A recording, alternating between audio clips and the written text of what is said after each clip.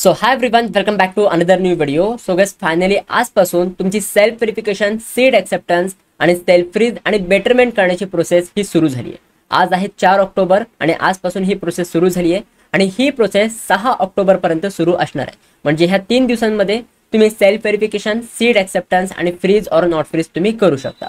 आता हे नक्की कसं करायचं आहे, नक्की तुम्हाला काय काय स्टेप्स करायचे आहेत, तर हे पूर्ण मी तुम्हाला ह्या व्हिडिओमध्ये एकदम डिटेलमध्ये एक्सप्लेन करणार आहे. सो प्लीज तुम्ही ह्या व्हिडिओला शेवटपर्यंत नक्की बघा. ॲज वेल ॲज मी तुम्हाला एक इंस्टाग्रामची आयडी डिस्क्रिप्शन बॉक्समध्ये प्रोव्हाइड केली आहे, तर त्या आयडीवर पण तुम्ही नक्की मला फॉलो करा. सगळ्यात पहिले यायचं तुम्हाला सीड सेलच्या ऑफिशियल वेबसाईटवर आल्यानंतर तुम्हाला लॉग इन करून घ्यायचं आहे. तुम्हाला तिकडे माहिती आहे की तुमचा ईमेल आयडी आणि पासवर्ड एंटर करून तुम्हाला लॉग इन करून घ्यायचं आहे. लॉग इन केल्यानंतर तुमच्यासमोर एक असा काही इंटरफेस येईल.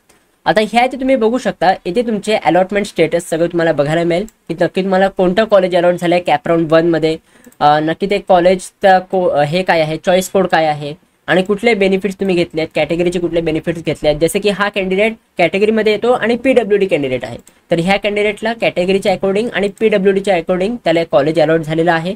कुठली सीट मिळाली आहे तर ते तुम्हाला बघायला मिळेल. ॲज वेल ॲज कुठल्या प्रेफरन्स नंबरचं कॉलेज मिळालं आहे तर ते पण तुम्हाला ह्या इथे बघायला मिळेल. आता त्याच्याखाली तुम्ही ते चेक करू शकता. इकडे तुम्हाला सीड एक्सेप्टन्स स्टेटस, इकडे तुम्हाला काही 4 स्टेप्स दिलेत. आता हे 4ही स्टेप्स तुम्हाला कंप्लीट करायचे आहेत, कारण की तुम्ही बघू शकता प्रत्येक स्टेपच्या समोर तुम्हाला इनकम्प्लीट दिलंय. स्टेप नंबर 1 इनकम्प्लीट आहे, स्टेप नंबर 2 इनकम्प्लीट आहे, स्टेप नंबर 3 इनकम्प्लीट आहे आणि स्टेप नंबर 4 सुद्धा इनकम्प्लीट आहे. आता हे 4ही स्टेप तुम्हाला कंप्लीट करायचे. आता हे कंप्लीट करण्यासाठी सगळ्यात पहिले तुम्हाला काय करायचं आहे, स्टेप नंबर 1 काय आहे की तुम्हाला व्हेरिफिकेशन, सेल्फ व्हेरिफिकेशन हे तुम्हाला कंप्लीट करायचं आहे. जसं मी तुम्हाला मागच्या व्हिडिओमध्ये सांगितलं होतं की जे पण तुमचे डिटेल्स आहेत हे तुम्हाला स्वतःहून व्हेरीफाय करायचे, तर हे सगळं तुम्हाला सेल्फ व्हेरिफिकेशन कंप्लीट करायचं आहे. आता हे कंप्लीट करण्यासाठी ह्या इकडे तुम्हाला इनकम्प्लीटचं ऑप्शन दिलेलं आहे, तर त्यावर तुम्हाला क्लिक करायचं. आता ह्यावर क्लिक केल्यानंतर तुम्हाला तुमच्यासमोर सगळे पर्सनल डिटेल्स तुम्हाला बघायला मिळतील, तर ते सगळे डिटेल्स तुम्हाला बघायचे आहेत, सगळे करेक्ट आहे की नाही तुम्हाला चेक करायचं आहे. आणि प्रोसीड टू सीड एक्सेप्टन्स हा तुम्हाला एक ऑप्शन दिलेला आहे, तर त्यावर तुम्हाला क्लिक करायचं आहे. आता सीड एक्सेप्टन्स प्रोसीड केल्यानंतर तुम्हाला ह्या इथे काही चेकबॉक्स बघायला मिळतील. आता ह्या इकडे काय दिलंय की जे पण तुम्ही डिटेल्स तुम्ही ऍप्लिकेशन फॉर्म भरताना एंटर केले होते तेच सगळे डिटेल्स तुम्हाला ह्या इथे दिले आहेत. जस्ट तुम्हाला काय करायचं आहे की हे डिटेल्स तुमचे करेक्ट आहेत की इनकरेक्ट आहेत, तर हे तुम्हाला सिलेक्ट करायचं आहे. जसे की ह्या इथे कॅन्डिडेटचे जेंडर मेल आहे, करेक्ट आहे का, येस करेक्ट आहे. त्याच्यानंतर कॅन्डिडेट टाईप ए आहे का, येस करेक्ट. त्याच्यानंतर कुठल्या ऍडमिशन आहे, म्हणजे category of admission OBC, yes correct. AWS ला अप्लाय केलं का, नो, तर हे बाय डिफॉल्ट नो असणार आहे. तर त्याच्यानंतर PWD कॅन्डिडेट, लोकोमोटर डिसेबिलिटी आहे ह्या कॅन्डिडेटला, तर करेक्ट आहे का, येस करेक्ट. सो जे पण तुमचे डिटेल्स आहेत ना हे सगळं तुम्हाला करेक्ट सिलेक्ट करत जायचं आहे. हां, जर कुठलेही डिटेल्स इनकरेक्ट असतील तर त्या केसमध्ये तुम्ही इनकरेक्ट ह्या इथे सिलेक्ट करू शकता. बट ह्या एक तुम्ही लक्षात घ्या की जेव्हा तुम्ही इनकरेक्टवर सिलेक्ट कराल त्याच्यानंतर परत तुमचा ॲप्लिकेशन फॉर्म हा व्हेरिफिकेशनला जाईल आणि मे बी त्यावेळी जी पण तुम्हाला सीट कॅपराउंड 1 मध्ये मिळाली आहे ती सीट तुमची कॅन्सल सुद्धा होऊ शकते. तर ह्या गोष्टीची तुम्ही खात्री घ्यायची. ठीक आहे, जे पण तुमचे डिटेल्स आहे हे सगळे तुम्हाला करेक्ट करून घ्यायचे आहेत. त्याच्यानंतर इथे तुम्हाला तुमचे 12वीचे मार्क सुद्धा व्हेरीफाय करून घ्यायचे आहेत. नक्की 12वी मध्ये तुम्हाला एवढे मार्क्स मिळालेत का, हे मार्क्स तुमचे करेक्ट आहेत का, तर हे सगळं तुम्हाला करेक्ट सिलेक्ट करून घ्यायचं आहे. जर तुमचे फिजिक्सचे मार्क करेक्ट असतील तर करेक्ट, केमिस्ट्री करेक्ट असतील, मॅथमॅटिक्सचे करेक्ट असतील तर करेक्टवर सिलेक्ट करा. इंग्लिशचे मार्क इथे तुम्हाला दिले आहेत तर हे पण तुमचे करेक्ट असतील तर करेक्टवर तुम्हाला सिलेक्ट करायचं. जर इथे पण तुमचे काही इनकरेक्ट असेल मार्क, म्हणजे काही चुकीचे मार्क तुम्ही एंटर केले असतील तर ह्याचे तुम्ही इनकरेक्टवर सिलेक्ट करून ह्याची तुम्हाला इथे करेक्ट मार्क इथे एंटर करायला ऑप्शन मिळेल, तर हे तुम्ही करेक्ट मार्क ह्या इथे एंटर करू शकता. ठीक आहे, सो हे सगळं तुम्हाला करेक्ट करून घ्यायचं आहे. त्याच्यानंतर खाली तुम्हाला सगळे तुमचे डॉक्युमेंट्स दिलेले आहेत की जे पण डॉक्युमेंट्स तुम्ही ॲप्लिकेशन फॉर्ममध्ये अपलोड केले होते हे सगळे तुमचे करेक्ट आहेत की नाही, तर हे पण तुम्हाला व्हेरीफाय करून घ्यायचे. आता ह्या इथे ऑलरेडी बाय डिफॉल्ट इथे तुम्हाला व्हेरीफाईड सिलेक्ट होऊन येईल, कारण की हे डॉक्युमेंट तुम्ही स्क्रुटिनी सेंटरमधून व्हेरीफाय करून घेतलेले आहेत, म्हणून व्हेरीफाईड@SC हे व्हेरीफाईड आहेत सगळे. बट हे जे तुमचे डॉक्युमेंट्स आहेत हे सगळे तुम्ही ओपन करून बघा. जे पण तुमचे डॉक्युमेंट्स आहेत हे 1 बाय 1 तुम्ही ओपन करा, सगळे तुमचे करेक्ट आहेत की नाही हे सगळं तुम्ही चेक करा. हे का तुम्हाला करायचं आहे, कारण की जेव्हा पण तुम्ही कॉलेजमध्ये ॲडमिशन घ्यायला जाल तर त्यावेळी जर तुमचे कुठलेही डॉक्युमेंट्स इनकरेक्ट सापडले किंवा कुठलेही तुमची डिटेल्स इनकरेक्ट सापडली तर त्यावेळी तुमचं ॲडमिशन कॅन्सल सुद्धा होऊ शकतं. तर त्याच्यामुळे आत्ताच तुम्ही हे सगळे व्हेरीफाय करून घ्यायचं. जर तुमचे हे सगळं करेक्ट असेल, सगळं व्हेरीफाईड असेल, हे सगळे तुम्ही करेक्ट करून घेतलं तर त्याच्यानंतर इथे तुम्हाला सेव्ह अँड प्रोसीडचं ऑप्शन दिलेलं आहे, तर त्यावर तुम्हाला क्लिक करायचं आहे. आता सेव्ह अँड प्रोसीड केल्यानंतर खाली तुम्हाला एक सेल्फ कन्फर्मेशनचं ऑप्शन मिळेल. ह्यात तुम्हाला दिलं आहे की I have read all the information, म्हणजे जी पण काही इन्फॉर्मेशन आहे ती दिली होती हे सगळी आम्ही रीड केलेली आहे, आणि जे जर काही इनकरेक्ट असेल, काही पण मिस्टेक झाली तर ती सगळी माझी रिस्पॉन्सिबिलिटी असेल, म्हणजे कॅन्डिडेटची रिस्पॉन्सिबिलिटी असेल.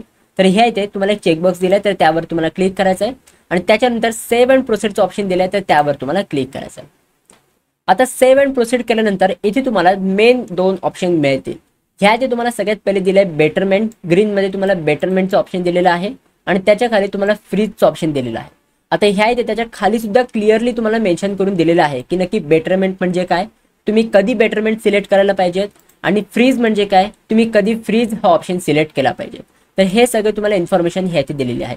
तर ही सगळी तुम्हाला केअरफुली वाचायची आहे, आणि ऑलरेडी मी तुम्हाला मागच्या व्हिडिओमध्ये हे सगळं एक्सप्लेन केलेलं आहे की बेटरमेंट कोणाला करायचं आहे. तरी इन शॉर्ट मी तुम्हाला सांगतो की जर तुम्हाला कॅपराउंड 2 मध्ये पार्टिसिपेट करायचं असेल, जर तुम्हाला कॅपराउंड 1 ची सीट ही तुम्हाला रिझर्व करून ठेवायची असेल, तुम्हाला कॅपराउंड 2 मध्ये पार्टिसिपेट करायचं असेल, तर त्यावेळी तुम्हाला बेटरमेंट हा ऑप्शन तुम्हाला सिलेक्ट करायचा आहे. बट जर तुम्हाला जे पण कॉलेज आता कॅपराउंड 1 मध्ये मिळालं त्या कॉलेजसोबत तुम्ही सॅटिस्फाईड असाल, तुम्हाला पुढच्या कुठल्याही कॅपराउंडमध्ये पार्टिसिपेट करायचं नसेल, जे आता तुम्हाला कॉलेज कॅपराउंड 1 मध्ये मिळाले त्याच कॉलेजमध्ये तुम्हाला ॲडमिशन घ्यायचं असेल, तर त्यावेळी तुम्हाला फ्रीज हे ऑप्शनवर तुम्हाला क्लिक करायचं आहे. एकदा तुम्ही फ्रीज केलं तर त्याच्यानंतर तुम्ही पुढच्या कुठल्याही कॅपराउंडमध्ये पार्टिसिपेट नाही करू शकत. जे पण कॉलेज तुम्हाला आत्ता मिळालं कॅपराउंड 1 मध्ये त्या कॉलेजमध्ये जाऊन तुम्हाला ॲडमिशन घ्यावं लागेल. बट जर तुमचं ऑटो फ्रीज झालं असेल तर तुम्हाला हे दोन्हीही ऑप्शन मिळणार नाहीत. तुमचं डायरेक्ट ऑटो फ्रीज हे लिहून येईल, आणि त्याच्यानंतर तुम्हाला सीट ॲक्सेप्टन्स फी वगैरे पे करून त्या तिकडे ॲडमिशन तुम्हाला कन्फर्म करून घ्यायचं. सो जर तुम्हाला पहिला प्रेफरन्स सोडून जर तुम्हाला इतर कुठल्याही प्रेफरन्सचं कॉलेज मिळालं असेल कॅपराउंड 1 मध्ये, तर तुम्हाला हे 2 ऑप्शन हे त्या बघायला मिळतील, आणि हे 2 ऑप्शन सेम तुम्हाला कॅपराउंड 2 नंतर सुद्धा बघायला मिळतील, कॅपराउंड 3 नंतर सुद्धा बघायला मिळतील. सो ह्या इथे तुम्हाला सिलेक्ट करायचं आहे की नक्की तुम्हाला बेटरमेंट करायचं आहे की फ्रीज करायचं आहे. आता ज्या कॅन्डिडेटचा मी हे ते फॉर्म मी हे ते भरतोय, तर ह्या इथे त्याला बेटरमेंट करायचं आहे, त्याला कॅपराउंड 2 मध्ये पार्टिसिपेट करायचं आहे. तर ह्या इथे बेटरमेंट ह्या ऑप्शनवर मी ह्या इथे क्लिक करेन. आता बेटरमेंट क्लिक केल्यानंतर ह्या इथे त्याच्या मोबाईल नंबरवरती OTP जाईल, तर तो OTP त्याला एंटर करावा लागेल. OTP एंटर केल्यानंतर तुमच्यासमोर एक असा काही इंटरफेस आहे ते बघायला मिळेल. ह्या इथे तुम्ही बघू शकता ह्या इथे काय दिलं सीट ॲक्सेप्टन्स डिटेल्स. तुम्ही कुठलं ऑप्शन सिलेक्ट केलं तर तुम्ही ह्या इथे बेटरमेंट म्हणजेच नॉट फ्रीज हा ऑप्शन सिलेक्ट केलेला आहे. Seat confirmation status not confirm, कारण की अजून तुम्ही 1000 रुपये पे नाही केले, तर त्यामुळे अजून तुमची सीट कन्फर्म नाही आहे. आणि ह्या इथे सिलेक्ट पेमेंट मोड आलाय, तुम्हाला ऑनलाईन पेमेंट करावं लागणार आहे, आणि ऑनलाईन तुम्ही payment credit card, debit card, net banking और UPI ह्या मेथडने तुम्ही करू शकता. ह्या इथे तुम्हाला काही इन्स्ट्रक्शन दिले आहेत, ह्या तुम्ही रीड करून घ्या की ह्या इकडे तुम्हाला सीट ॲक्सेप्टन्स फी 1000 रुपये तुम्हाला पे करावी लागेल, आणि कॅन्डिडेट ह्या इथे सीट ॲक्सेप्टन्स फी ऑनलाईन मोडनी पे करू शकतो. आता ह्या इथे 4th पॉईंट दिला तर ह्या तुम्ही नीट वाचा. Fail to complete online seat acceptance during the given time period will be consider as the candidate has rejected the offer seat. म्हणजे जर तुम्ही 1000 रुपये हे दिलेल्या टाइम पिरियडमध्ये म्हणजे 3 दिवसांमध्ये 6 तारखेपर्यंत जर तुम्ही 1000 रुपये पे नाही केलेत, तर जी पण तुम्हाला आता सीट मिळाली आहे ही तुम्ही रिजेक्ट केलेली आहे असं तुमचं कन्सिडर केलं जाईल. म्हणजेच काय की जी आता तुम्हाला कॅपराउंड 1 मध्ये सीट मिळाली ही तुमची कॅन्सल होईल. तर त्यामुळे तुम्हाला 1000 रुपये सीट ॲक्सेप्टन्स फी ही तुम्हाला पे करायची आहे. आता ही 1000 रुपये जर तुम्ही फ्रीज करत असाल तरी पण तुम्हाला पे करावी लागणारच आहे, आणि जर तुम्ही नॉट फ्रीज करत असाल तरी पण तुम्हाला ही फी पे करावी लागणारच आहे. आता भरपूर मुलं बोलतील की दादा आत्ता मला ही सीट नको आहे, मी ह्या इथे 1000 रुपये नाही पे केले तरी पण चालतील का? तर हो, तरी पण चालतील. बट लक्षात घ्या की ही तुमची सीट मग कॅन्सल होईल. म्हणजे इन फ्युचर जर तुम्हाला कॅपराउंड 2 मध्ये, कॅपराउंड 3 मध्ये किंवा कॅपराउंड 4 मध्ये कोणतंही कॉलेज नाही मिळालं तर कॅपराउंड 1 ची सुद्धा सीट ही तुमची कॅन्सल झालेली असेल, कारण की ह्या तुम्ही सीट ती रिझर्व करून ठेवलेली नव्हती. तर जर तुम्हाला कॅपराउंड 1 ची सीट रिझर्व करून ठेवायची असेल, जर तुम्हाला असं वाटत असेल की जर आपल्याला कॅपराउंड 2 मध्ये दुसरं कोणतंही कॉलेज नाही मिळालं तर कॅपराउंड 1 ची सीट ही आपल्याला परत मिळाली पाहिजे, तर ह्या इथे तुम्हाला 1000 रुपये पे करावेच लागतात. ठीक आहे, तर ह्या इथे तुम्हाला ऑनलाईन पेमेंट हे तुम्हाला चेकबॉक्स दिला, तर ह्यावर तुम्हाला क्लिक करायचं आहे, अँड सेव्ह अँड प्रोसेस ह्यावर तुम्हाला क्लिक करायचं आहे. त्याच्यानंतर ह्या तुम्हाला पेमेंट येईल की 1000 रुपये तुम्हाला पे करायचे आहेत.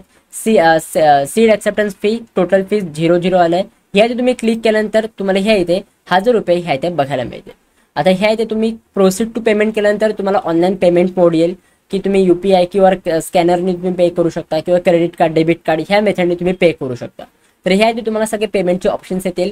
एकदा तुम्ही पेमेंट केल्यानंतर तुमच्यासमोर एक रिसिप्ट कम ॲक्नॉलेजमेंट येईल. म्हणजेच काय, एक तुमच्यासमोर लेटर ओपन होईल, त्यावरती तुम्हाला सगळे डिटेल्स दिलेले असतील की नक्की तुम्ही जी तुम्हाला सीट आता कॅपराउंड 1 मध्ये मिळाली ती सीट तुम्ही कन्फर्म केली आहे, ती सीट तुम्ही बेटरमेंट केली आहेत की फ्रीज केली आहेत.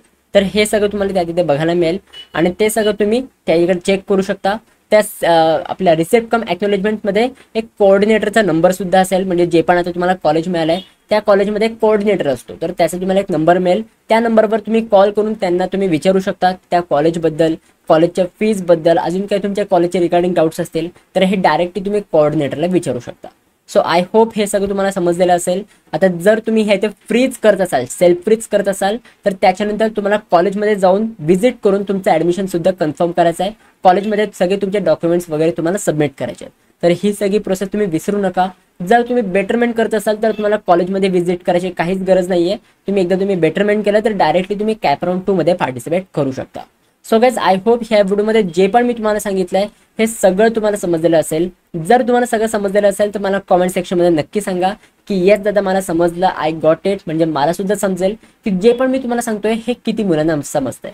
त्यासोबत जर तुम्ही ह्या व्हिडिओला अजून लाईक नसेल केलं तर लवकरात लवकर लाईक करून घ्या. ॲज वेल एज कॉमेंट सेक्शनच्या बाजूला हाईपचं ऑप्शन दिलं आहे, तर ह्या व्हिडिओला सुद्धा तुम्ही नक्की हाईप करा. कारण की जेवढं तुम्ही ह्या व्हिडिओला हाईप कराल तेवढी ही व्हिडिओ अजून जास्त मुलांपर्यंत पोहोचेल. तर त्यामुळे हाईप करायला विसरू नका. ऑल्सो जर तुम्हाला माझ्यासोबत डायरेक्टली कनेक्ट व्हायचं असेल तर तुम्ही मला इंस्टाग्रामवर फॉलो करू शकता. माझी इंस्टाग्रामची ID मी तुम्हाला डिस्क्रिप्शन बॉक्समध्ये प्रोव्हाइड केलेली आहे. So guys that's it for video. कशी वाटते तुम्हाला ही व्हिडिओ आवडली असेल तर नक्की लाईक करा, शेअर करा, सबस्क्राईब करा. भेटू मग पुढच्या व्हिडिओमध्ये. तोपर्यंत बाय बाय, सी या अँड गुड.